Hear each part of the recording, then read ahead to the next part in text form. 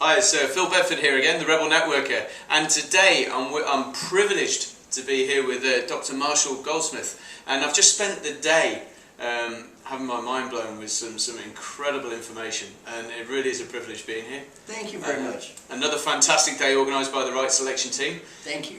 So thank you for spending a few minutes with me, and I thought it'd be a great opportunity just to share some of those pearls of wisdom with the people watching this video. Thank you. And at the Referral Institute, we help people improve the quality of their life through referrals, through networking, ultimately through relationships. Right.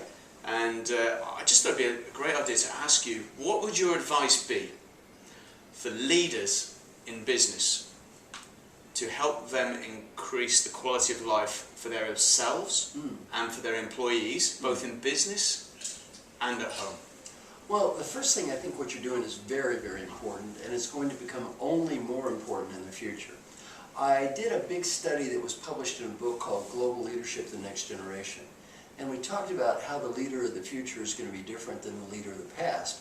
And one of the key variables is building networks, relationships, partnerships, and alliances. So I think what you're doing is critically important for the future and will only become increasingly important in the future. But what I would suggest is get people in the habit of doing something we don't do enough. Asking people, how can I be better? How can I be a better partner, a better friend, a better family member? Teach people to learn to ask for input, to listen, to think about people's ideas, to really follow up and do what they can, and then really focus on what can I do to be a better partner. I think in networking we spend a little too much time focusing on what can you do to help me, and not enough on what can I do to help you. And I think if people really start focusing on service and giving, they will get a return. Not so much so going into it with the idea of what can I get, going to the idea of what can I give. That's incredible. You actually said something that was really powerful for me in the seminar, and you were mentioning how imagining you were taking your last breath as a 95-year-old individual. Would you mind just sharing that with the people, because I found that really powerful. Sure. Well, it's kind of the best coaching advice you're ever going to get. The advice is quite simple. Imagine that you're 95 years old and you're on your deathbed. Here comes your last breath. But right before you take that breath, you're given a wonderful gift. The ability to go back in time. The ability to go back in time and talk to the person who's listening to me right now. What advice would the wise 95-year-old you, who knows what was really important in life and what was not important, and what matters and what does not matter, what advice would that wise old person have for the you that's listening to me right now? Well, I challenge people to answer just two questions in their mind. One is professional advice. That other person wants you to build great relationships, be a great professional. What professional advice would that person have? And then two, personal advice. Well, think about that and come up with whatever strategy you come up with and do that. Some friends of mine interviewed old people who were dying and got to ask this question: what advice would you have? Three themes came up in the answer from old people facing death on the personal side.